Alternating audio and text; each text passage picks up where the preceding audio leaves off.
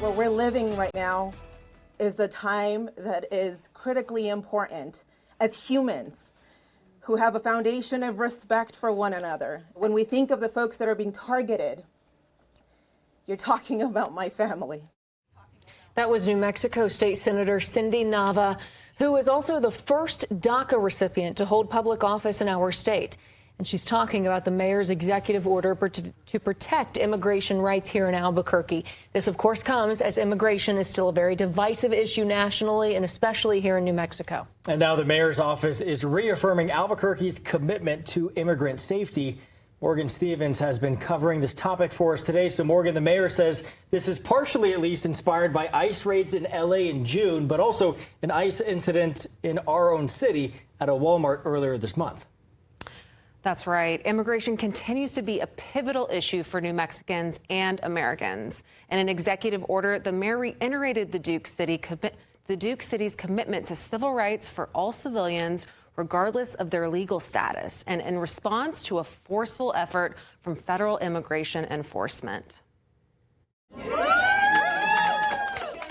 City and state officials, along with immigration advocates, joined the city of Albuquerque as Mayor Tim Keller signed an executive order today focused on immigration rights and safety. The directive, the mayor's office said in a press release, aims to, quote, counteract the harmful impacts of federal immigration actions, including proposals. Some state lawmakers, like former DACA recipient and now state senator Cindy Nava, called it personal to her. As the daughter of a construction worker and of a lady who cleans houses for a living, and now sitting in the state Senate, things are surreal. But when we think of the folks that are being targeted, you're talking about my family. The EO aims to prosecute people impersonating law enforcement. It also reiterates that ICE must clearly identify its officers and avoid harmful or disruptive detainment tactics in public spaces. Although when asked to clarify this part of the directive, APD told KOB it's up to each agency to determine how agents identify themselves. Meanwhile, officials didn't hold back on their views of ICE agents donning full face masks during arrests. Can we collectively say, take off the mask? Yes. Take off the damn mask. Yes. What are they afraid of? They buy an ICE jacket on the internet and then they wear a mask and then they're terrorizing people. So that is a big piece. It's like, look, law enforcement should identify themselves. Keller told KOB that his motivation for this was the incident earlier this month, including a viral clip of ICE agents tasing and detaining a Spark delivery driver inside of a local Walmart. With this executive order, the mayor's office is sending a clear message that under his leadership, Albuquerque remains an immigrant-friendly city.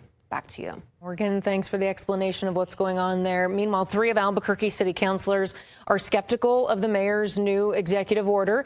Councilors Dan Lewis, Renee Grout, and Dan Champagne issued this joint statement calling the order dangerous political theater.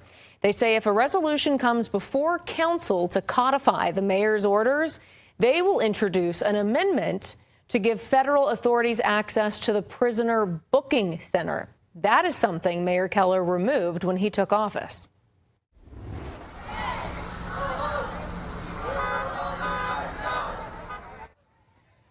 Well, hundreds of protesters showed up outside the entrance of the Walmart by I-40 and Coors on Sunday. The protesters were even calling for the abolishing of ICE. They say they're upset at Walmart, too, not only for allowing this arrest to happen, but for the way a shopper was then escorted out of the store after recording video of that incident. As for ICE, they responded to us earlier this month about the incident. They said that the man they arrested was a Venezuelan national who was in the country illegally, and that man resisted arrest. ICE also says he posed an immediate threat to shoppers and employees, so they tased him. The statement goes on to say that days earlier, the man also resisted arrest during a previous encounter with New Mexico State Police, and therefore he was considered dangerous.